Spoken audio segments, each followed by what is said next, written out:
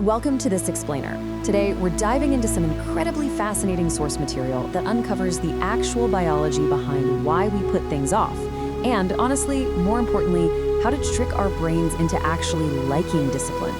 If you've ever felt guilty for delaying a huge project or, skipping a workout, get ready to drop that guilt entirely, because the insights we're about to explore are totally going to reframe how you view your own mind.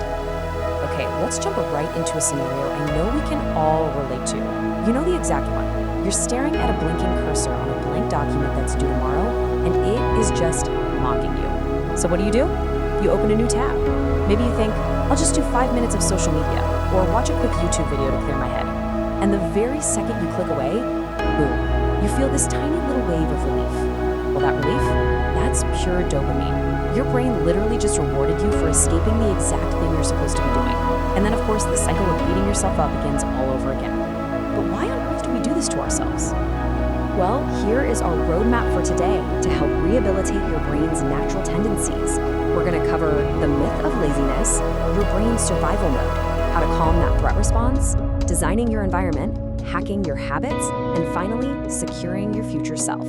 All right, kicking things off with section 1, the myth of laziness. And the big takeaway here is that procrastination is absolutely not a character flaw. The research makes a really crucial distinction that changed how I look at this. Putting off a task isn't a lack of willpower, it's just a neurobiological reality. Think about it. When you're truly lazy, you have zero energy. You just sit around doing absolutely nothing, right? But when you procrastinate, you're doing other things, like suddenly deciding it is the absolute perfect time to deep clean your kitchen baseboards. You're just avoiding the negative feelings wrapped up in that task, things like dread, feeling incompetent, or the fear of failure.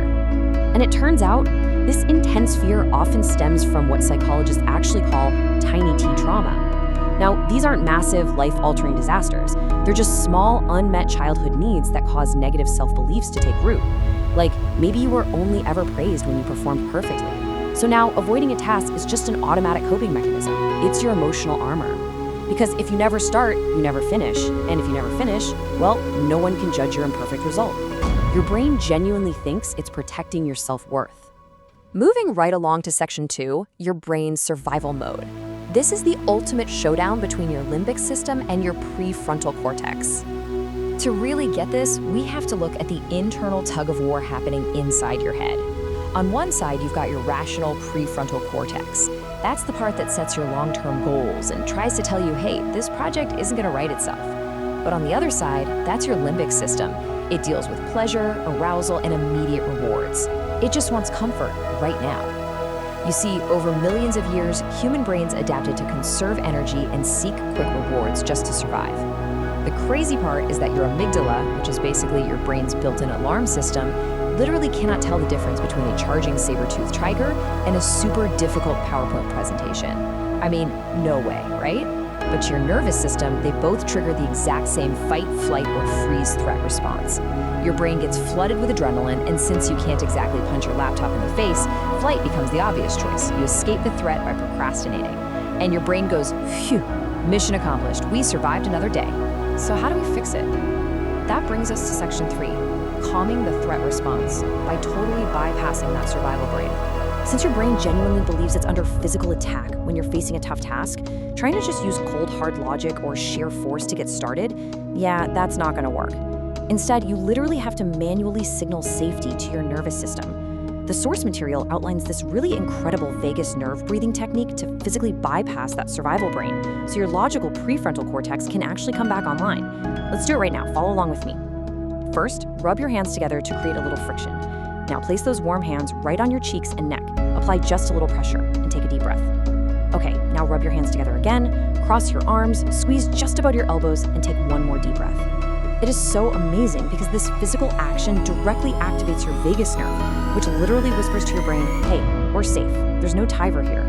It totally quiets the threat response and physically forces your logical left brain back into the driver's seat. Okay, now that our nervous systems are nice and calm, let's jump into section 4, designing your environment, which behavioral scientists call choice architecture. You might be wondering, why is relying on pure willpower a battle your brain is literally always going to lose? Well, because when you get tired, your brain defaults to autopilot. and autopilot will always choose the path of least resistance. It's actually a fascinating realization that highly disciplined people aren't somehow stronger or more motivated than the rest of us. Like author James Clear points out, they just engineer their spaces so that the right choice is the easiest choice. They are manipulating their environment, not relying on their willpower. Think about it. Where are your running shoes right now? Are they buried deep in the back of your closet under a pile of boxes, or are they sitting right there next to your bed? By proactively applying these 4 laws to your environment, good behavior becomes your automatic default. Number 1, make it obvious. Leave the book you want to read right on your pillow. Number 2, make it attractive. Tell yourself you can only listen to your favorite true crime podcast while you're doing the dishes. 3, make it easy. Commit to just 5 minutes. And 4, make it satisfying. Use a habit tracker so you can physically see your streak growing. When you design your space like this, you completely remove the friction that triggers procrastination in the first place, which naturally leads us into section 5, hacking your habits, or as I like to call it, hijacking your autopilot. Look, even with a completely perfect environment, starting is always going to be the hardest part, simply because the brain naturally hates initiating effort. So, we need to bypass that immediate mental resistance using a few really clever low-energy hacks. For example, when you're staring down a huge, overwhelming project, use the 2-minute rule. Your brain looks at a massive task and goes into a panic. But if you tell yourself, okay, I'm only going to work on this report for exactly 2 minutes and then I can stop, your threat response doesn't even activate. Because 2 minutes isn't a tiger, right? It's a kitten. And the absolute beauty of this is that once you break that initial friction of just starting, momentum takes over and you will almost always just keep going. Then, to take it a step further, use habit stacking to anchor these tiny new behaviors onto existing automatic routines.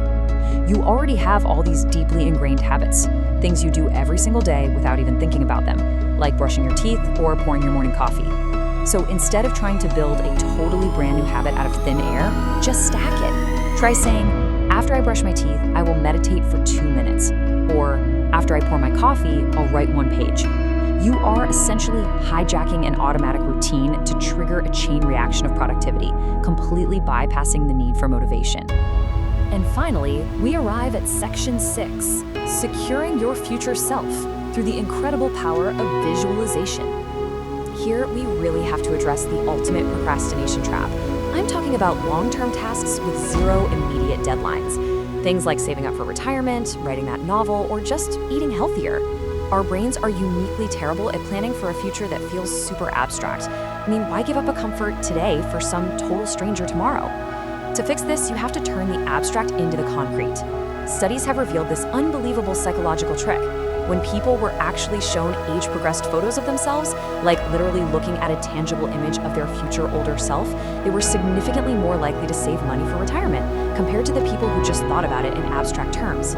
By creating a concrete mental image, you create an immediate, real emotional connection. It makes the future feel tangible, which drastically lowers your brain's tendency to just kick the can down the road. So what does this all mean? Everything we've covered today points to one absolutely profound truth.